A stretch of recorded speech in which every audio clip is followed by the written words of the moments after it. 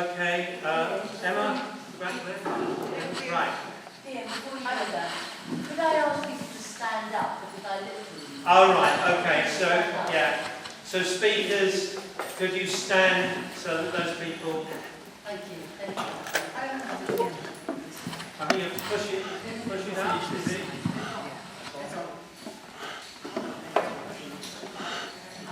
All right, I'll just speak loudly. Thank you very much for really interesting contributions, particularly the international perspective, which I think is always important. But if you don't mind, I just want to ask something very local, because it affects all of us that have gas and electric bills.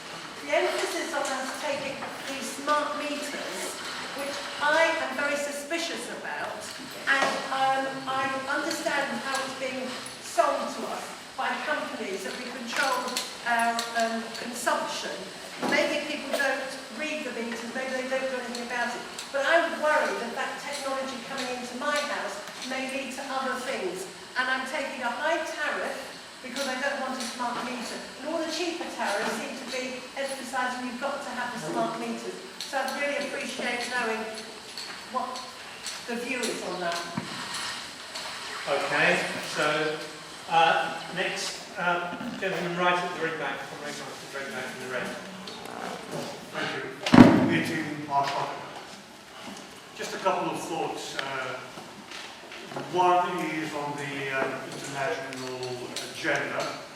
I'm wondering whether the Labour government might look at levers for setting up demonstration projects across British embassies and consulates around the world. For example, John mentioned Mozambique. I'm very familiar with Mozambique and Maputo in particular.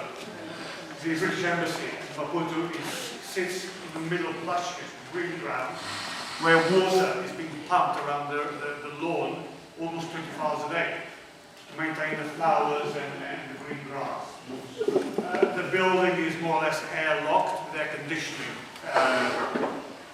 working through for comfort.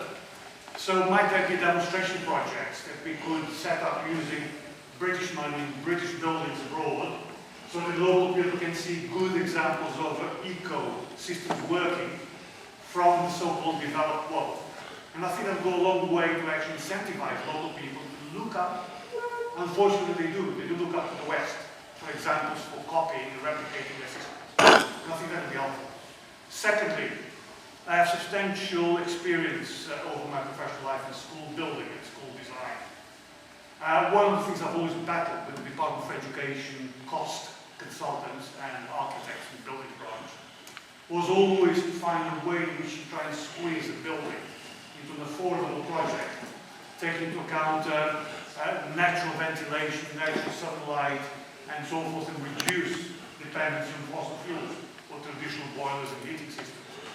If the Labour government comes in, they can do these two things: internationally, encourage demonstration projects abroad, and locally, within the UK, where we've got public policy programs taking place in a massive scale, to actually encourage the cost formula or business case to demonstrate environmentally friendly measures, even if the cost envelope might be pushed in terms of today's cost, because the longer run savings of the climate and running costs of school buildings and public buildings will be smaller. So within school buildings, another challenge that I always faced is that when I used to brief my architects to create school buildings, and I would say, well, we need to have a green patch for children so they can actually be educated, respect the environment, put their fingers in the soil and create some vegetables that they know what it looks like. The answer comes back that we need all-weather pitches. And the field we have is very small. So I think, John, if a message for you and the Labour government could be, can we think about the environment when funding is being approved for school buildings and other public buildings? I'm sorry for taking so long. Thank you very much. Thank you. Sorry, gentleman over here in the blue short sleeve. Yeah. And then the gentleman here. Is that working? And then middle. Is it working? Yeah. Is this loud enough? It is good. Hold it a bit nearer. Okay. The world, I was really glad that you. Sorry, I was really glad that you started where you did, John, when talking about if the world is run for profit. You know, this is the kind of mess we get into, isn't it? The world we require does not. You know, business has shown that business as usual is not what we need. If things only happen if they fit the needs of business, if somebody makes profit out of it. There was on Michael Roberts' blog today, I saw that the IMF have done a report into climate change, and they're basically saying that tackling climate change is beyond the remit of what they're able to do, because underneath all the technical language, what they really mean is that nobody stands to make any money out of tackling climate change. Nobody stands to make any money about getting rid of the fossil fuel industries. Well, that's what they have to say, but we have to talk about the kind of world that we require. And I have the utmost respect for Roxanne and everything she does, and I know how hard she works. But in Brent, like for instance, over the question of transport, we need free public transport. That's what we need.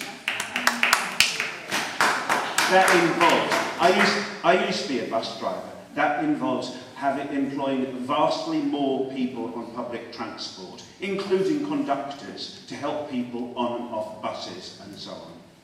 It doesn't mean taking all of these polluting vehicles and replacing them with slightly less polluting private vehicles. We need to stop making all these private vehicles. Brent needs to become car-free, except in the most except in the circumstances of absolute greatest social need. Housing.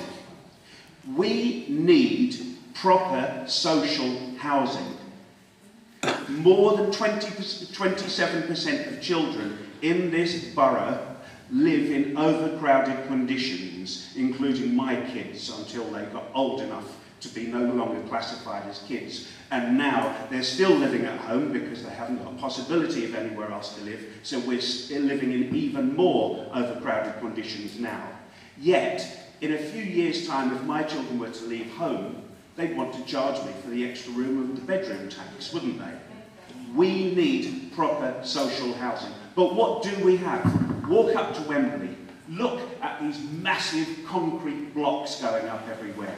What are they going up for? Profit. That's what they're going up for. Profit for the property developers. It appears as though there's no planning department. Just one more thing to finish. Concrete is one of the most polluting things on the planet. One of the main drivers of the production of carbon. To produce 1 ton of concrete produces more than 1 ton of carbon in its production. Yet, we have them throwing up millions of tons of concrete. It should be a controlled substance. It shouldn't be allowed in Brent unless it's for a dire social need. We need homes, not looking at towers of profit. Okay. Can I just ask that people try to limit their contribution so that we can get as many people as possible in, and so that we can get some answers from members of the panel. So I think this gentleman here indicated next, and then in the middle. Yeah, you. Yeah. Can we have some women? Yes. And then you. I'll be very brief. I think one of the things I had from all of the speakers was really about the democratic deficit, where our social lives and where we live and how we live is effectively being extracted from us and moved remote from us, so we have no control over it. A lot of the people who are living in these new blocks that have been built around Colindale, etc., they're actually renting. The first question you walk into, if you go into any one of those blocks, and my wife and I have been to many of them, we went to almost every single opening, was, first question, are you an investor? These houses are modern slums. You know, they are modern slums, they've been poorly built. The reason they can get away with them being poorly built is the lack of control by the people who live in them. by the communities who are going to have to use them. And that applies to our transport, to all of the services that we consume. And that alienation, and I think it is that people become alienated from their environment, and that is one of the drivers of the fears, the existential things that drive Brexit. Because those people are under so much stress. So they've got contract hire cars producing the next credit disaster. They're renting at very high rents. Why are we talking about social housing when the fundamental issue is we've allowed the place where you live to become an asset class that's been diced up, sold and bought by somebody else, and the government and you and I as taxpayers, we pay for that. These are the things that have to change, and I hope that part of making these things real, the hope that will make our labour movement really spring forward, will be our democratic approach to these things, to create community enterprises. I'd love to see the National Enterprise Board of Tony Benn really being given legs, because the people who are going to come round and fix all that heating and stuff will be social enterprises. So, can we have in the middle there? I'm right in the middle. Thanks. I'd just like to ask the people on the panel if they can answer. All the housing developments that I've been seeing in Hackney, in Brent, Hilburn, around East London, wherever these places are being built, the people who come in differential have got smaller rooms, smaller spaces, less light, less everything, face a different way from where everyone else is facing who can afford to pay a higher rent or buy their flat. And what we're seeing in nearly every development, and this would be Brent included, is an environmental sham to the outside, and for the people who live in these tiny spaces inside, we have got children growing up with like one window at either end of a very long strip of a flat that has just been built. And the children are growing up there, they will have no space outside to actually go. This is from a theatre group called Cardboard Citizens, actually, who interviewed 3 different estates in London and came up with the differential that is being developed in all the new builds that we've now got. And this is a shameful situation that even, I don't know if councils at the moment have the ability to say, you will not build in that way, and if you want to build in our borough, it will be done like this. Is there any lever? Okay, can we...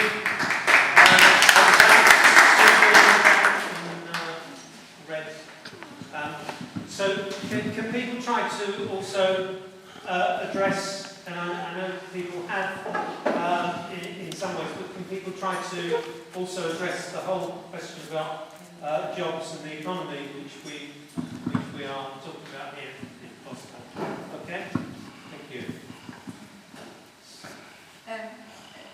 Good evening, everyone. My question is to Mr. MacDonald. It may not be relevant to this meeting, but there are lots of negative rumours that you have said that you will force the private landlords to sell their properties to their tenants.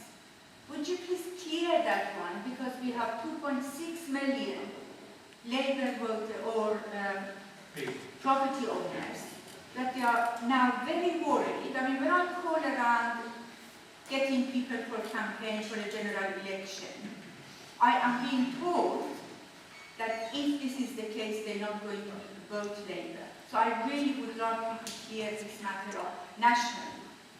Thank you. Okay, again, at the front here, I know I'm getting you to run around. My question is, how do you see the relevance of what's happening with Harland Wharf in Belfast at the moment, and also the kind of new Lucas plans that are being adopted, and there's quite a lot of research going into that. So really, how to ensure a just transition involving the trade unions, giving people worthwhile, socially useful work. I can see you're doing some research into that. And on the matter of the Green Party, etc., I'm a member of the Green Party. It's being videoed by members of the Green Party. And it's being made available to anyone who's here. So let's have cross-party cooperation.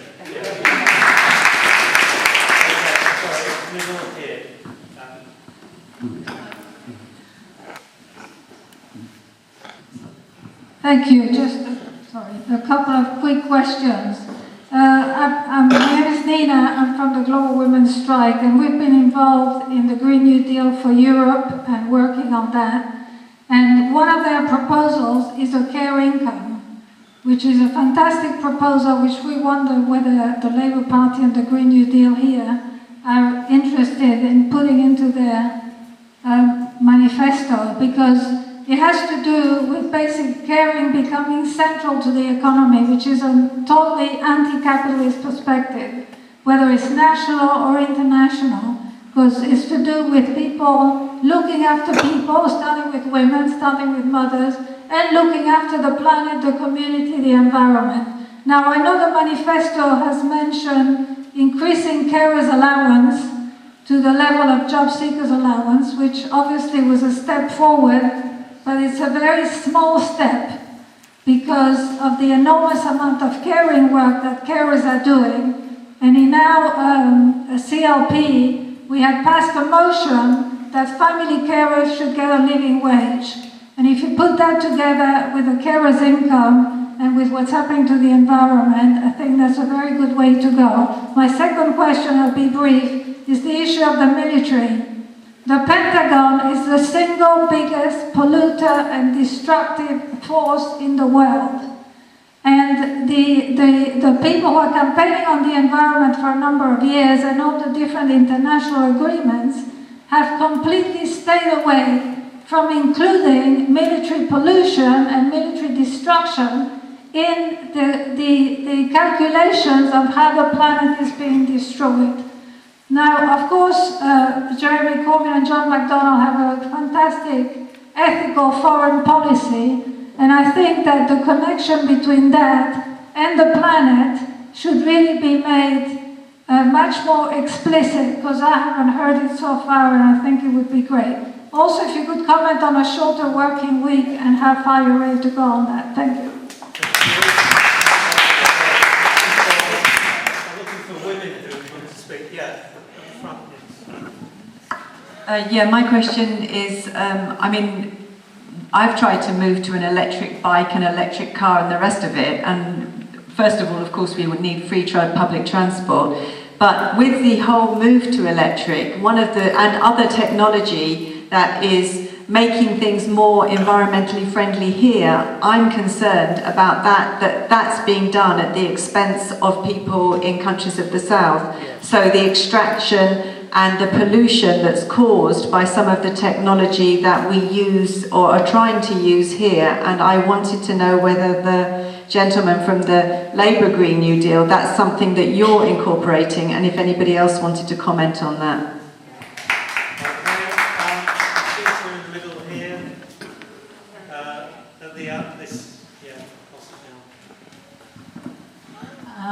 It's a question for John McDonnell. I'd like to thank you very much for the wonderful work you're doing on the International Social Forum. I think I'm one of 2 people here that attended that, and it was so stimulating, very good. The question was, I've tried to access the videos from the social forum. They're there, but they're quite hard to reach.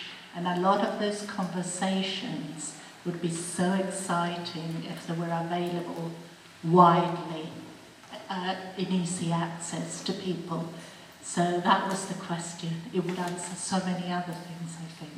Thank you. Okay. Again, can we have things on the gentleman in the check shirt in the middle? Can we try to keep to the theme of jobs and New Deal? Yeah.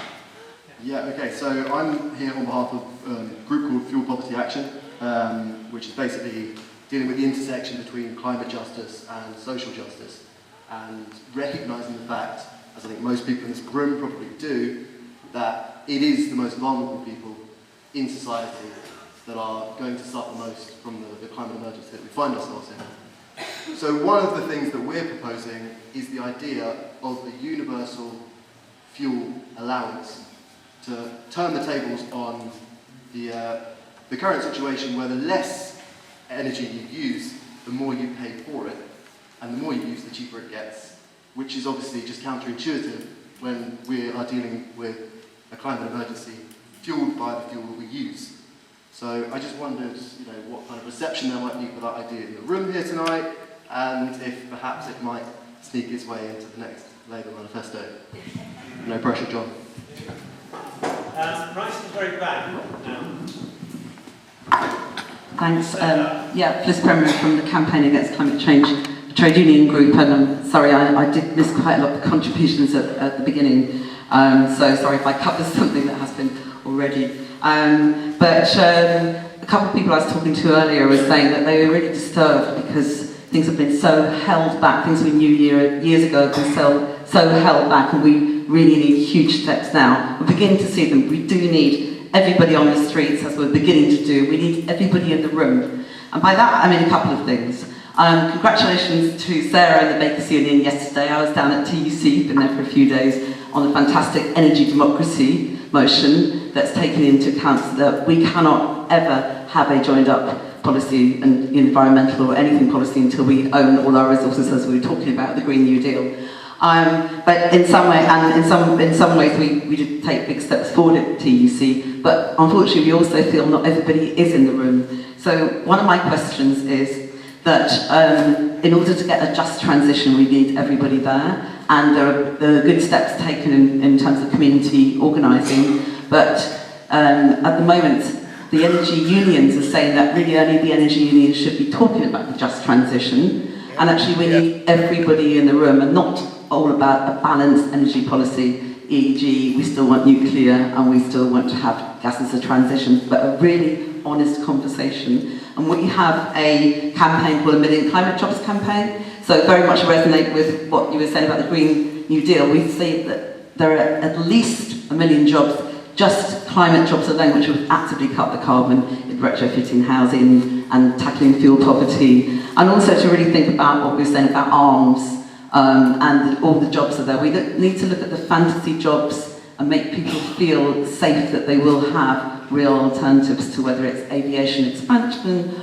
or I met somebody from BAA Systems recently who was saying, no, you'll chuck us all out of a job in Barrow. We're saying, no, we're not. But going back to the Lucas plan, how do we involve all our communities?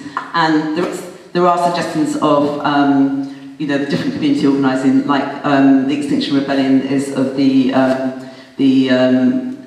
Sortition, not the People's Assembly, but I think we need to look at all methods of bringing everybody in. Thanks. Okay, thank you. We're trying to get enough time because we have to be out here by 10. So if not everybody gets called, I'm very sorry about that, but it will, we can continue the discussion. I'd like to call the person here in the other check shirt. I know it's not, I don't have a particular thing about check shirts. I wore it especially here. Yeah. A question for Roxanne and an observation. As I understand the National Labour policy on retrofitting housing, the investment for that is going to be channeled through local authorities. And local authorities have been asked to make plans. And so I was just wondering how far we've got with that, Brent. And if we haven't got anywhere, maybe we better start thinking about doing it. That's the first thing. The second thing is an observation, which is that if we're going to make the just transition, at the bottom line we need consent. And more than that, we need participation. And for that, at least as those in the labour movement are concerned, we need the whole movement on board.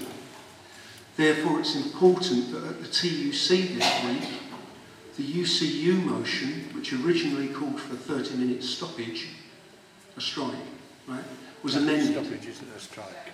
So that it was half an hour of some form of workplace action, Yeah. which was then passed.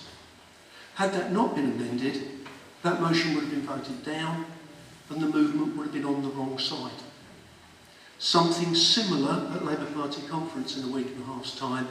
We've got to make sure we've got a resolution that the whole movement agrees with, so that we're all moving forward together, even if certain bits of it, as we know, aren't moving quite as fast as we'd like them to.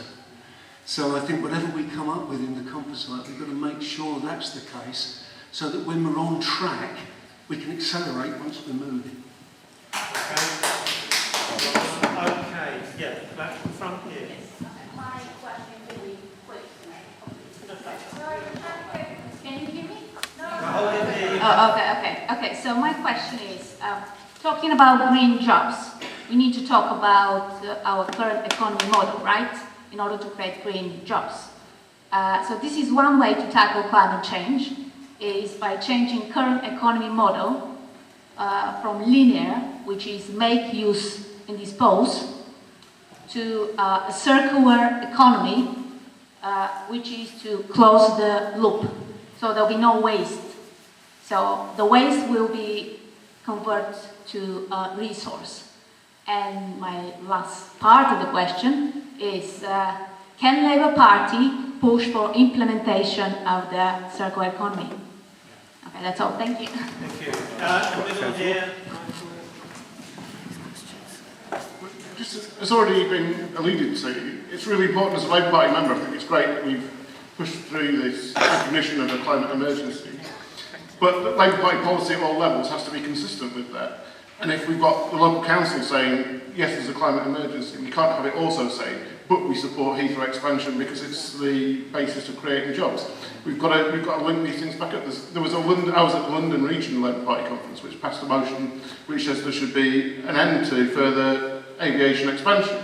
Now, is that the Labour Party policy in London? Is that what Sadiq's putting forward in London? Probably. I'm not sure, to be honest. I don't think so. But we've got to make sure that these structures and decisions that are taken. I mean, I slightly disagree with Paul. Yes, unity is important, but we've also got to ask people to be consistent. Steve Turner of Unite made a great speech in favour of climate solidarity and the importance of taking action. But at the same time, Unite is the union that's concerned to make sure that Heathrow expansion goes ahead because of jobs. So we've got to make sure that we hold people to account. It's not good enough coming out with the rhetoric of saying formally we acknowledge there's a problem with climate, if you're not going to drill down and actually make sure that the rest of what you fight for is consistent with that. So that's really important. Okay, gentlemen here. Black t-shirt. Hi, my name's Dennis. I'm the BAME officer for Brent North, and I thought tonight's meeting was really good. And I also think it's really great that John made the point around the importance of international solidarity. My family are from Sri Lanka, which will be one of the hardest hit if the oceans go up. So the point around reparations and tying that into the impact of climate, I thought was really on point, as has been the declaration of climate emergency. I think through this issue, you see the real vandalism of the Trump Tory alliance that is forming, that we're seeing around Brexit, but actually on this issue as well.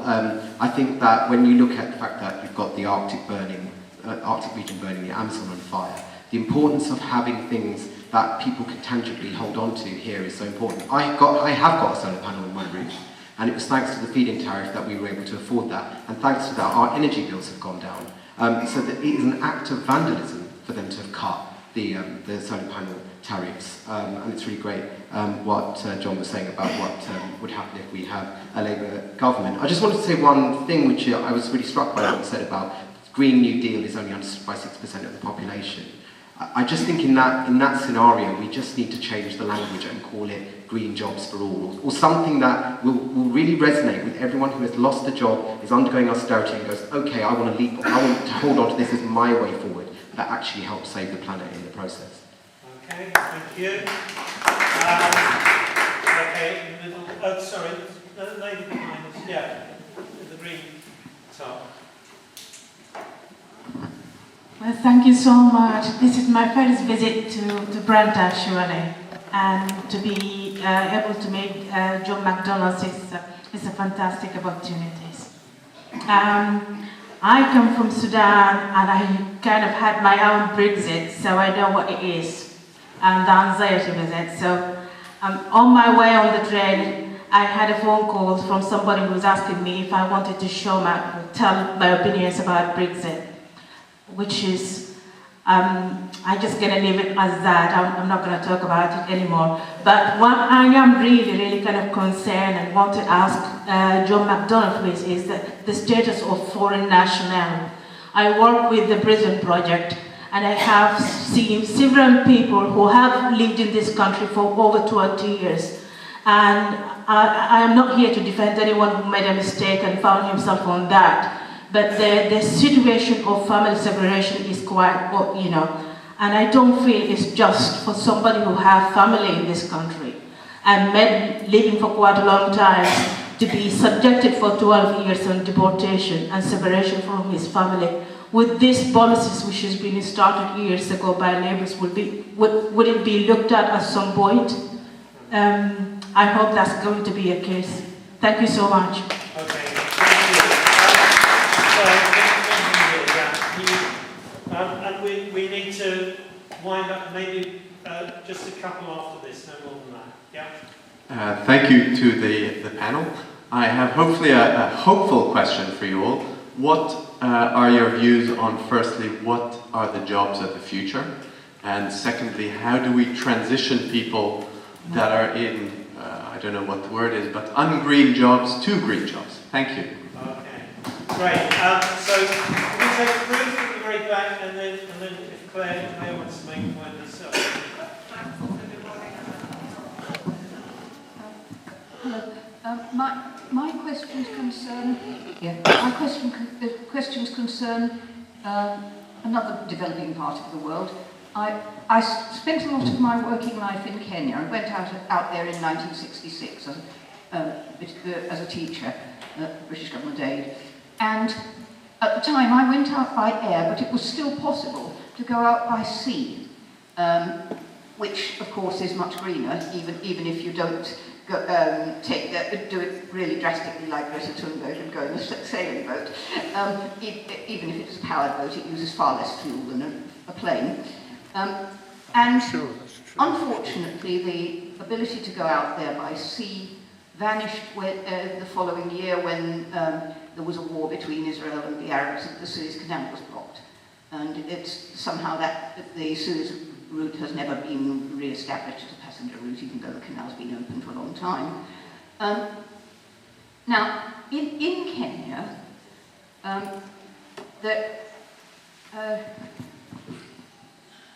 there are, amongst other things, there's the headquarters of UNEP, the UN Environmental, I forget what the P stands for, but it's the UN body that looks after the environment. They've actually got their headquarters in Nairobi. And people are very well aware of environmental problems there. Kenya has banned single-use plastic bags completely. You can be arrested for carrying them around. And the supermarkets do supply something tougher and reusable, though it may also be plastic. And they do supply cardboard boxes for, at the checkout, somebody puts your purchases into a cardboard box on the other side of the till. And that's something we used to do here before we had plastic bags. And altogether, there are a number of other ways in which Kenya is more environmentally conscious than we are here. The other thing I wanted to think about was land ownership. My son's now living in Kenya and he's married there. He can't own land there because he's not a Kenyan citizen, even though he lives there. His wife owns the plot there, the house is built on. And this is something that, in the meantime, while all these buildings are going up around Brent, and I think particularly of the ones behind Wilson Library, on what used to be part of the library site, those are owned by foreigners who don't even live here, and they are rented out. Why doesn't Britain have a law that says that if you don't... Can I ask you to Yeah, that was my last point. Okay. Thanks very much.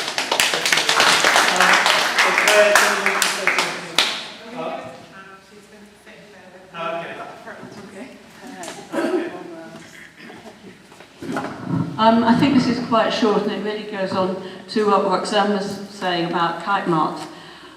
Very often businesses will say, oh, consumers should have the choice, blah, blah, blah.